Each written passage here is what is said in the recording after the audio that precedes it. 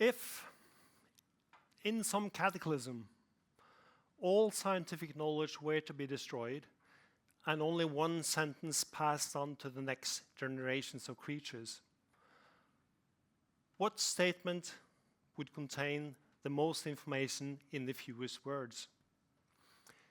This question was asked by Richard Feynman. He was a great scientist and teacher. Many of us worry about global issues these days, so I'd like you to take this worry to the extreme as an exercise. Envision a disaster that ends human life. You can leave one piece of information behind that you bury as a treasure. This treasure will be found at some later stage by whatever takes over after human beings. What information would you write? What is the best information to build some new society on? I will tell you my answer, but first I'll give you the logic behind my answer. So very nice to be here. My name is Gaute Velle. I'm a professor of biology, and I work to understand nature, and more specifically, how human beings are affecting lakes and rivers. I'm lucky to spend much time outside as part of my profession. I must admit, I was so used to seeing plastic pollution when I was outside that I barely noticed it. My blindness towards plastic changed as my wife, who is an expert on environmental pollution, made me aware that there are loads of plastic along the Norwegian coastline. This made me open my eyes to plastic in rivers. I noticed that there certainly is plastic in rivers, but no one had quantified the amount of plastic or the sources of plastic in rivers, and no one was responsible for cleaning up. So I decided to map plastic in rivers to avoid future pollution and also develop a method that's common and can be used among many rivers. I soon realized that the plastic we see above the waterline is only part of the problem. There's also loads of plastic under the water, stuck beneath rocks or hanging in roots and drifting in the current. Most of the mapping was therefore done by jumping into the river and drifting in the current towards the sea. This was done with the good help of colleagues. We have now mapped more than 90 rivers all over Norway at a distance of about 700 kilometers of river, and the work is still ongoing. And as you can imagine, it's really, really beautiful work. The results from the mapping are quite clear. We found plastic in all rivers except 2 rivers in the Arctic. In the worst rivers, there were just loads of plastic. I find this really, really depressing. We are now in 2022, and we still lack control of our waste. Pollution in rivers is from local sources, so we cannot blame other countries and ocean currents. So we found that both private persons, farmers, and industry pollute with plastic. I first thought that there would be more plastic in rivers, in cities, but we soon realized that there was even more plastic in farmland. Like these hay balls and plastic to wrap hay balls. We do not yet understand the full impact of plastic pollution. Larger animals might die if they're entangled in plastic or if they eat plastic. Chemicals added to plastic can also be toxic, and we are yet not sure about the effects of microplastic and whether microplastic accumulate in organisms. So we haven't yet seen great harmful effects from plastic, and maybe we are just extremely lucky if the impacts are not worse than they actually are. More lucky than we deserve. It's still kind of cataclysmic to see things like this. This is an insect that usually builds this case that surrounds the body of twigs and small stones, but it has now started building the case from plastic pieces instead. just because plastic is now more easily accessible in these ponds. So I went from not seeing plastic to giving it a lot of attention. And of course, it's really important to clean up in nature. Still, after months of work, I also came to another realization. I took a step back from my project. I started looking at the bigger picture. What are we actually doing to nature? And I had to admit that my efforts and the focus on plastic pollution is somewhat overrated compared to other concerns for nature. The good thing is that the concern for plastic pollution is so great that it has opened many people's eyes towards other problems that nature is facing. Just as I opened my eyes to plastic pollution in rivers. And because of plastic, experts are given a microphone to talk about these problems and to talk about sustainability. The thing is, sustainability is now a buzzword, especially when it comes to nature. It's a buzzword to the extent that it almost has lost all meaning.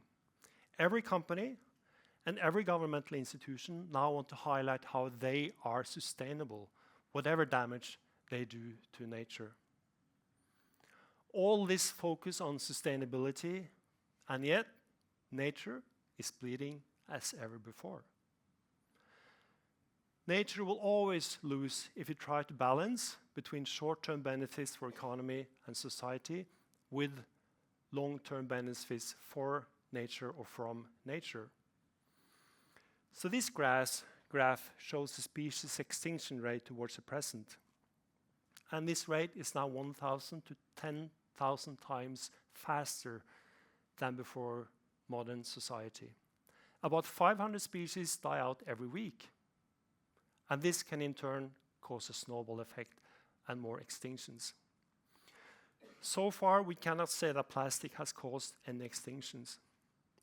But we can say that plastic pollution is certainly a symptom and a signal that something is wrong.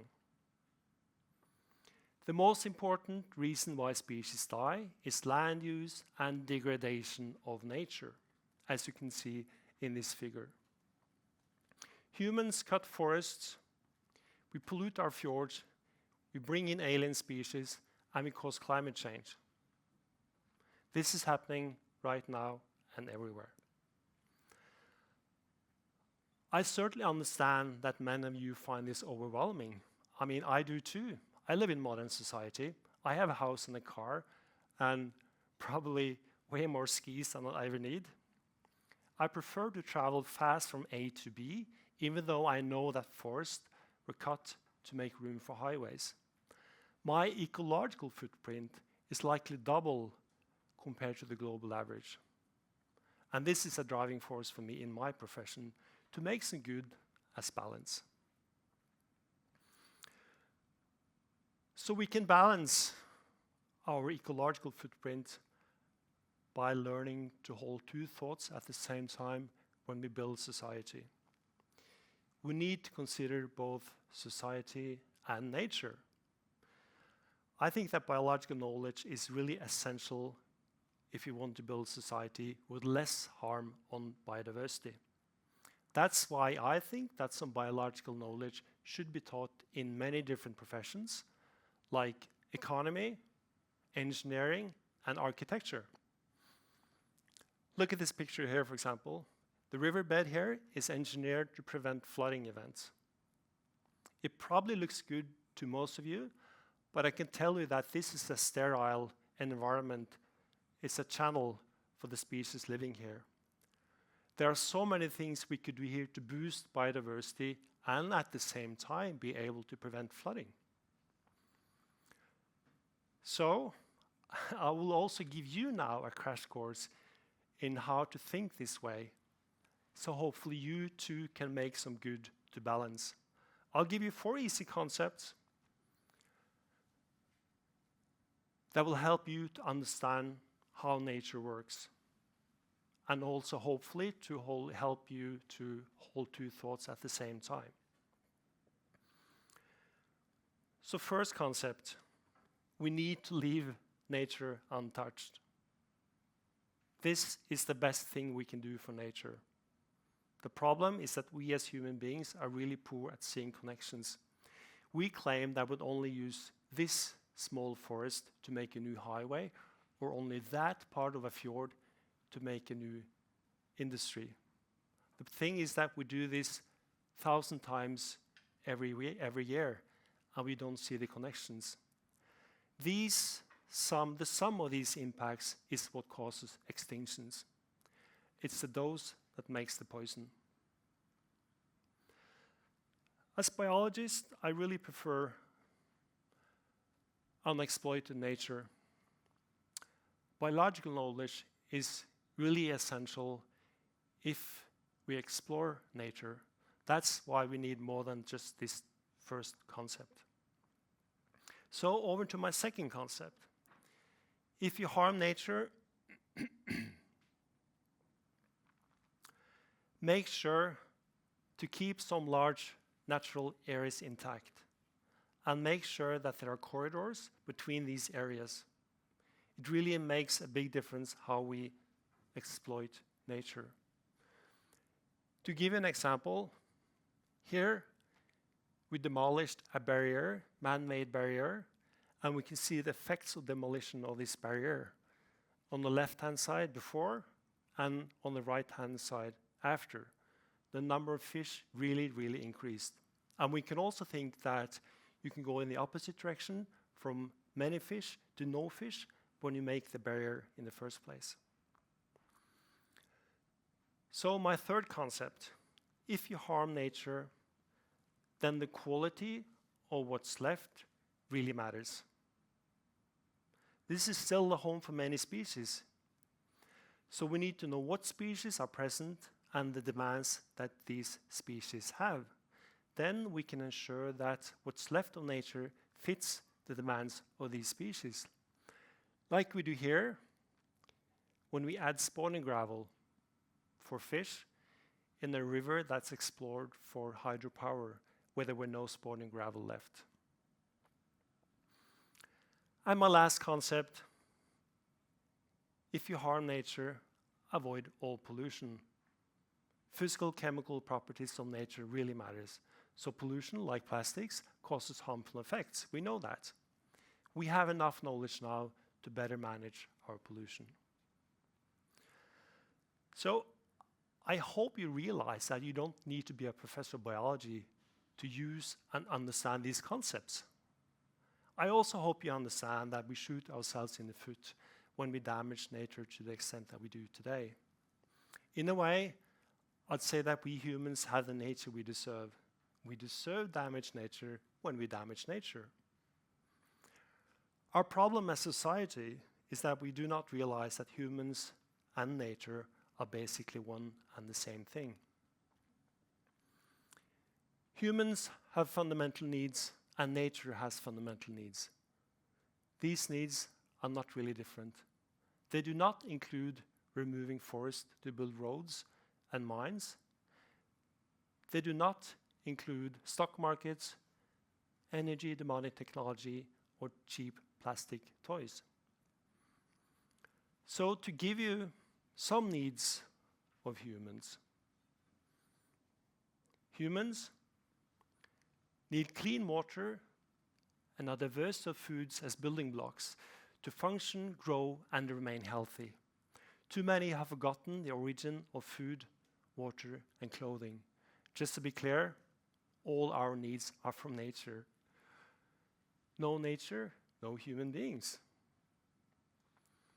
So what are the needs of nature?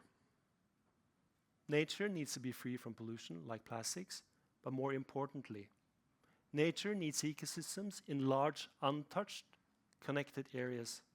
Nature needs a diversity of water, clean water, plants, insects, mammals, birds, fungi, microorganisms. Nature needs biological diversity to function, grow, and remain healthy. So I'd like to end with a piece of information that I would have written to leave on Earth for the next generation of creatures following a cataclysm.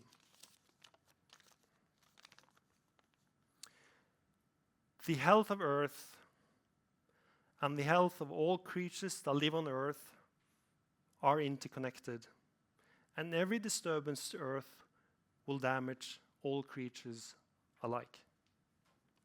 Thank you for your attention.